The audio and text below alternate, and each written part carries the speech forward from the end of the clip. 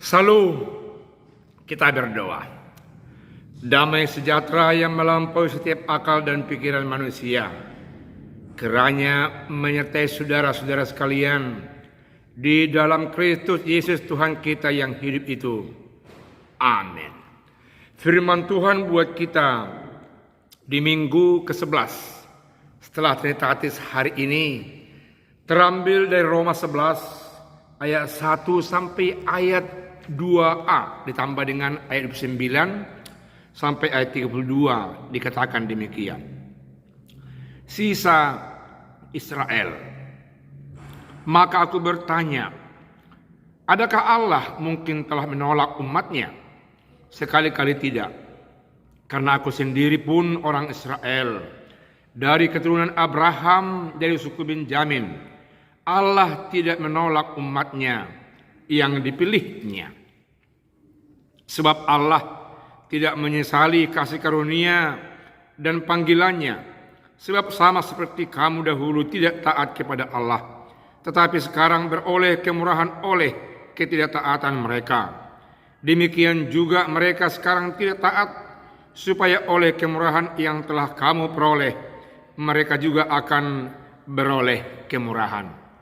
Sebab Allah telah mengurung semua orang dalam ketidaktaatan, supaya ia dapat menunjukkan kemurahannya atas mereka semuanya. Demikian firman Tuhan. Saudaraku yang kekasih, firman Tuhan ini relevan dengan bangsa Indonesia yang sedang memperingati kemerdekaannya yang ke-78 tahun. Bahwasanya bangsa Indonesia mengakui kemerdekaan itu adalah anugerah Tuhan yang diberikan kepada nenek moyang kita yang berjuang habis-habisan memperoleh kemerdekaan dan kini diwariskan kepada umat, termasuk kepada saudara-saudara dan saya. Dalam kaitan itu, kita perlu merenungkan firman Tuhan yang pada saat ini dalam konteks firman Tuhan, bahwasanya Rasul Paulus menimbulkan satu pertanyaan. Pertanyaan yang dimunculkannya mewakili pemahaman bangsa Israel di tengah-tengah orang yang percaya dalam komunitas orang-orang yang tertindas di Roma oleh mereka-mereka yang berkuasa ketika itu. Dikatakan pertanyaannya, adakah Allah mungkin telah menolak umatnya? Dia menjawab sekali-kali tidak. Ini berakar kepada bangsa Israel ketika Nabi Elia, bahwasanya sudah banyak sekali orang yang menyembah dewa Baal. Tapi Allah mengatakan, masih saja ada 7.000 orang lagi yang setia untuk menyembah namaku. Yang setia, yang sisa ini diberdayakan, dipakai Tuhan sebagai alatnya, menyampaikan berita anugerah kepada orang lain, supaya orang lain mengenal Allah yang sungguh-sungguh hidup, yang dasar, pencipta langit dan bumi dan isinya, yang menyertai mereka yang tersisa itu. Kini dalam konteks firman Tuhan, ketika itu ada banyak orang Yahudi yang merasa didiskreditkan, yang dituduh sebagai pelaku pembakaran kota Roma, disingkirkan oleh penguasa. Mereka merasa tersingkir, mereka merasa tidak berarti. Tapi Paulus menyatakan dan yakinkan, sekalipun kamu berseteru dengan Allah, bahwasanya banyak juga orang yang tidak percaya kepada Allah dalam nama Yesus, yang menolak Yesus sebagai juru selamat. Tapi masih ada orang yang tersisa. Yang tersisa itu dipakai Allah sebagai alatnya untuk menyampaikan berita anugerah, berita sukacita, berita kelepasan kepada semua bangsa-bangsa di tengah dunia ini, termasuk kepada saudara dan saya di Indonesia ini. Dibebaskan dari penjajahan secara fisik, dari penjajahan rohani yang dibebaskan oleh Tuhan kita Yesus Kristus.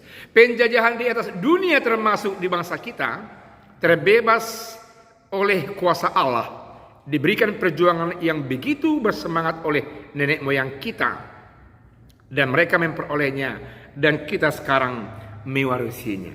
Saudaraku yang kekasih, satu sisi bangsa Israel sebagai bangsa pilihan Allah Mereka menolak Allah dalam nama Yesus. Ini menjadi peluang kepada bangsa-bangsa lain memperoleh anugerah, sehingga sampailah berita anugerah, berita firman, berita Injil itu kepada bangsa-bangsa lain, termasuk kepada bangsa kita. Kemurahan Allah itu menjadi sampai dan kita tersentuh. Saudaraku yang kekasih, dalam ayat yang ke-29 sampai ayat yang ke-32, Allah mengurung orang dalam ketidaktaatan. Allah seolah-olah memberikan kesempatan nilai-nilai jahat dosa itu mengurung orang-orang tertentu, apalagi yang menghindari Allah dalam nama Yesus. Tapi di sisi lain Allah membuka peluang kepada orang lain menerima Kristus sebagai Tuhannya. Allah seolah-olah mengeraskan hati orang-orang Yahudi yang menolak Tuhan Yesus Kristus, berseteru dengan Allah. Tapi di sisi lain Allah juga membuka diri orang-orang yang mau membuka hati pikiran dan percaya kepada Tuhan Yesus. Saudaraku yang kekasih, Rasul Paulus memakai istilah proses yang berarti tulang. Tulang itu katanya kalau pada posisi yang tepat dia sangat berguna. Tapi kalau ada tulang yang bertumbuh di tempat lain, tulang itu hilang kepekaannya, tidak merasa. Kalau orang-orang yang senantiasa tinggal dalam keberdosaan, berseteru dengan Allah, meninggalkan Allah, sehingga kepekaan mereka bertuhan Allah dalam nama Yesus akan semakin rendah. Karena itulah saudaraku yang kekasih, firman Tuhan ini mau menyampaikan kepada orang-orang yang percaya, bangsa-bangsa yang sudah sentuh oleh firman Tuhan. Mari buka kepekaan kita senantiasa mendengarkan sabda Kristus, hati pikiran kehidupan kita disentuh, sehingga kita menjadi orang-orang pemberita anugerah, pemberita kebebasan, membuka kebebasan kemerdekaan buat orang yang tertindas. Tuhan Yesus memberkati. Amin. Kita berdoa. Terima kasih atas firman Tuhan yang menyentuh hati, pikiran, dan rohani kami, hingga kami makin mengaminkan bahwa kami adalah bangsa pilihan Allah yang memperoleh kemurahan Tuhan, yang meski mengemban tugas untuk membebaskan orang yang tertindas, memerdekakan orang yang terbelenggu, terlebih-lebih rohaninya yang terbelenggu oleh kejahatan, yang berseteru dengan Tuhan.